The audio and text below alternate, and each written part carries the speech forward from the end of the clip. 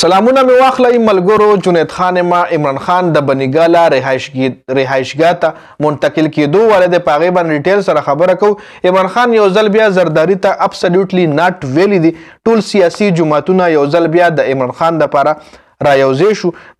د وزیر اعظم د نواز شریف د وزیر اعظم په څلورم ځل وزیر اعظم جوړېدو چې کوم ارمانو هغه پوره شوی نه دی، نیمګړی پاتې شو. بل وزیر اعلی کې پی کې الیمین ګنډاپور گرفتاری احکامات هم جاری شوي دي. غټه ګواهي د پی ټی آی په حق کې راغلی ده چې پی ټی آی په 180 سیټونو باندې الیکشن ګټلی دی. دا ټول تفصیلات چې کوم دي په دې ویډیو کې تاسو سره ډسکس کوم، چونکې پاکستان پیپلز پارټي ویلو کچېرې مونږ الیکشن وګټلو، زمونږ حکومت راغو نو مونږ به ملک ته مونږ به عوامو ته 300 یونټ بجلی هم فری ورکو، نو په هغې باندې هم ډیټیل سره خبره کوو. دا ټول تفصیلات په دې ویډیو کې تاسو سره شریک کوم. ویډیو خپله هم مکمل وګورئ او مخکې ملګرو سره ضرور شریکئ. ټول نه پهله چې کوم غټ خبر دی په هغې باندې خبره کوو. عمران خان بنیګاله رهایشګاه ته منتقل شوی دی، نه دی منتقل شوی. په دې باندې هم عوام ډېر شش و پنج کې دي. تر اوسه پورې عمران خان بنیګاله رهایشګاه ته نه دی منتقل شوی. خو بیګا دا خبر راغلی و چې کېدای شي نن شپه کې بیګا شپې یادوله چې دی کې عمران خان بنیګاله ته منتقل شي. تر اوسه پورې د هغې حوالې سره اپډیټس نه دي راغلي چې آیا دی کې حقیقت شته که نه. خو عمران خان چې کله هم بنیګاله رهایشګاه ته منتقل شي نو په هغې باندې باقاعده را څومره هم الکترانکس میډیا ده بیا باقاعده تصویران او ویډیو هم مخې ته راشي جي.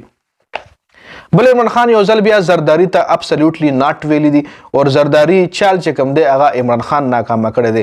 د عمران خان وکیل شیر افضل مات ویلي چې بیګا لیټ پورې زرداری مونږ سره رابطه کوي او مونږ ته ویل چې زمونږ ترجیح نون لیگ نه بلکې پی ټی آی ده. مونږ غواړو چې مونږ پی ټی آی سره اتحاد وکړو، نون لیگ سره زمونږ هیڅ قسم دا مطلب د اتحاد کولو انټرست نشته دی جی.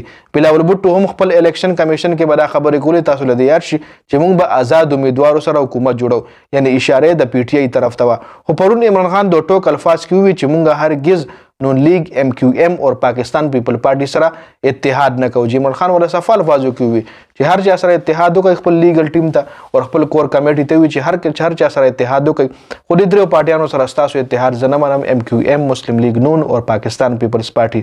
اوس دې کې د زرداری کم چل ناکامه شوی. که چېرې پی ټی آی پاکستان پیپلز پارټي سره اتحاد کړی نو بیا به دا بیانیه ضرور جوړېده چې عمران خان خپل حکومت دپاره، خپلې کرسۍ دپاره پاکستان پیپل پارټي سره اتحاد وکړو او د حقیقي هغه کومه د حقیقي ازادۍ ناره چې کومه وه هغه هسې د عمران خان دروغ وه. نو عمران خان په خپل موقف باندې کلک ولاړ دی.